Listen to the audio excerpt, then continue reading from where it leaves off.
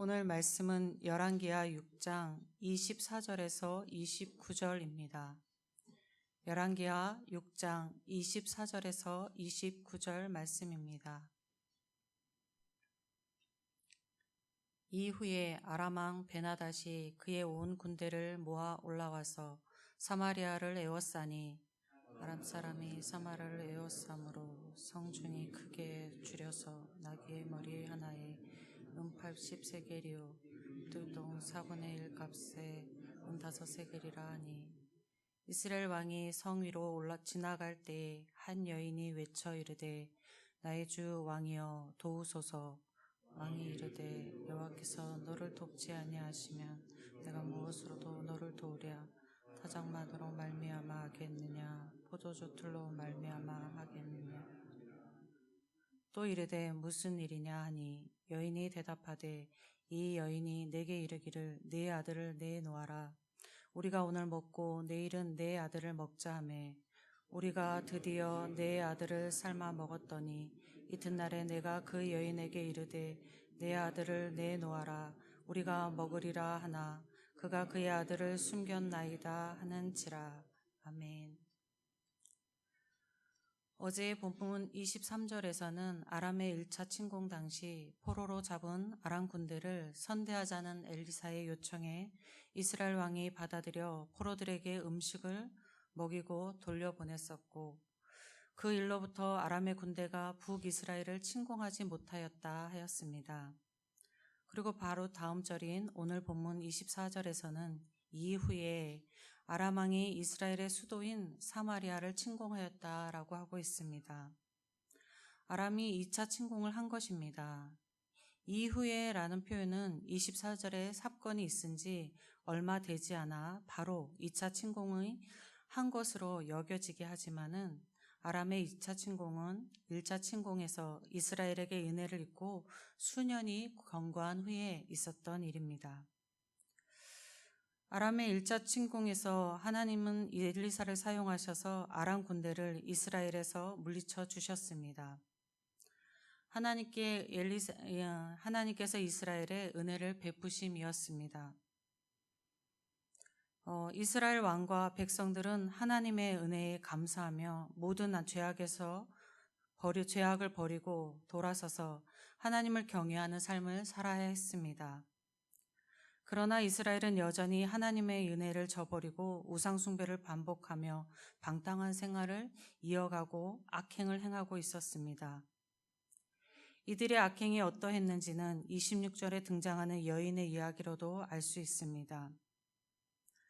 사마리아를 아람 군대가 포위함이 길어지게 되므로 사마리아는 극심한 기근으로 시달렸습니다.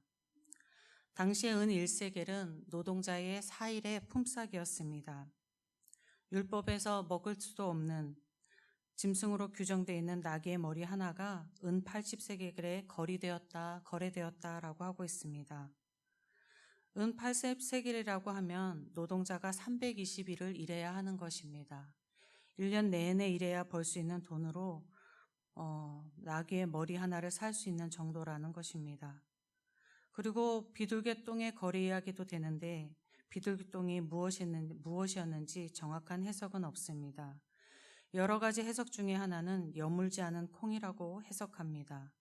여물지 않은 콩도 아주 비싼 값에 매매되었다는 것입니다. 이것으로 성 안에는 식량난이 매우 심각하였음을 알려줍니다. 사마리아 성에는 이 극심한 식량난으로 자기 자식을 잡아먹는 일이 벌어졌습니다. 26절에 등장하여 왕에게 부르짖으며 자신의 억울함을 호소하고 있는 여인은 입에 담기도 끔찍한 이야기를 하고 있습니다. 자기 이웃집의 여인이 자기들의 자식들을 잡아먹자고 제안하였고, 먼저 지금 호소하고 있는 여인이 자기 자식을 먼저 해쳤다는 것입니다. 그리고 다음날 다른 여인에게 이제는 그 여인의 자식을 해치자 이렇게 이야기했는데 그 여인이 자기 자신을 숨겼다라는 것을 이야기하고 있는 것입니다. 지금 이 여인이 억울하다고 왕에게 호소하고 있는 것은 자식이 죽음에 이르렀다는 것에 대하여 호소하고 있는 것이 아닙니다. 만약 이웃집 여인도 그 여인의 자식을 해하였다면 호소하는 여인은 왕에게 오지 않았을 것입니다. 이웃 여인이 자기를 속여서 자기 자식만을 해치게 되었다는 것이 억울하다고 이 여인이 호소하고 있는 것입니다. 이 여인의 이야기를 보면서 솔로몬의 재판 이야기가 생각납니다. 한 여인이 자기 아들이 죽자 자기 죽은 아들을 이웃집 여인에게 갖다 놓고 이웃집 여인의 아이를 자기 아이로 데려왔습니다. 이웃집 여인이 자기 아들이 죽어 있는 것을 보았는데 그것이 자기 아들이 아님을 알게 되면서 솔로몬에게 와서 자기 아들을 찾아달라고 요청하는 것이었습니다.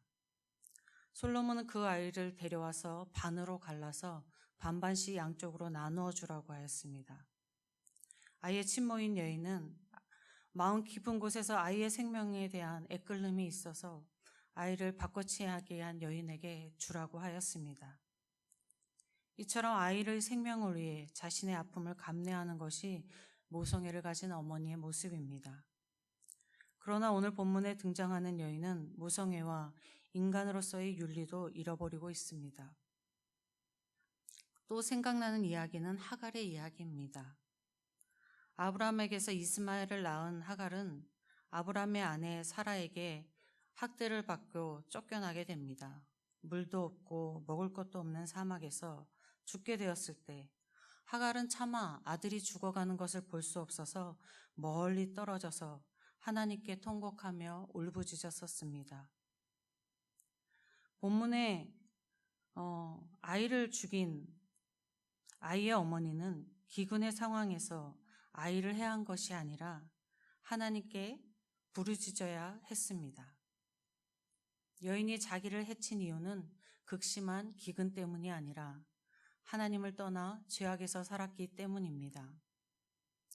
이스라엘의 우상 숭배는 자신들의 풍요와 안전 그리고 쾌락을 위해서는 사람을 수단화하여 제물로 바치기도 하고 하였습니다. 우상 숭배하는 그들에게는 하나님과 그리고 서로에게 악행을 저지름이 가득했습니다. 우상 숭배하는 그들에게는 사람을 존귀하게 여기는 것, 서로를 사랑하는 것이 없었습니다. 사람을 존귀하게 여기고 사람을 사랑함은 하나님께로부터 오는 것이기 때문입니다. 오늘날에는 인간의 존엄성을 강조합니다. 그러나 오늘날에도 자기 이익을 위해서는 타인에게 해를 가하고 자신을 보호하기 위해서는 거짓과 위선을 행함이 만연한 것이 사실입니다. 우리 그리스도인들은 예수의 피로 구원받아서 하나님께서 존귀하게 여기시는 하나님의 자녀가 되었고 하나님의 사랑을 누리는 사람들이 되었습니다. 이런 우리는 하나님이 하시는 것처럼 사람을 존귀하게 여기며 사랑하며 살아야 하겠습니다. 오늘도 우리 모두가 하나님 안에서 서로를 존귀하게 여기며 서로를 더욱더 사랑해 나가기를 주님의 이름으로 축원합니다. 아버지 하나님 감사합니다. 저희를 택하여 주셔서 그저 죄악 가운데 살아갈 인생을 구원하여 주셔서 감사합니다. 저희가 주님의 사랑을 더욱더 알게 하시고 주님의 저희를 더욱더 깨닫게 하셔서 아버지 하나님 이 세상 가운데에 하나님을 존귀하게 여기며 더욱더 사랑하는 하나님의 영광의 빛을 드러내는 저희 모두가 되게 하여 주시옵소서. 오늘도 그 은혜를 누리며 그 은혜의 빛을 내는 저희 모두 되게 아버지 하나님 복을 허락하여 주시옵소서. 주실 하나님 소망하며 우리 주 예수 그리스도의 이름으로 기도드립니다. 아멘. 하늘에 계신 우리 아버지의 이름을 거룩하게 하시며 아버지의 나라가 오게 하시며 아버지의 뜻이 하늘에서와 같이 땅에서도 이루어지게 하소서. 오늘 우리에게 일용할 양식을 주시고 우리가 우리에게 잘못한 사람을 용서하여 준 것 같이 우리 죄를 용서하여 주시고 우리를 시험에 빠지지 않게 하시고 악에서 구하소서. 나라와 권능과 영광이 영원히 아버지의 것입니다. 아멘. 오늘도 기도하실 때 오늘 있을 예배와 우리 교회에서 드려지는 모든 예배를 위해서 기도해 주시고, 장마가 시작되었는데 장마 가운데에 우리 성도들의 안전과 또 농업을 하는 우리 성도님들의 그 생업 가운데에 하나님의 은혜가 있기를 기도하여 주시고, 환우들을 위해서 기도하시고, 또 교회 학교가 여름 행사를 앞두고 있는데 우리 교회 학교를 위해서, 그리고 우리가 기도하고 있던 예천 지역과 그리고 나라와 세계 곳곳에 복음이 전해지는 선교지를 위하여서 주님의 이름 한번 부르고 함께 기도하겠습니다.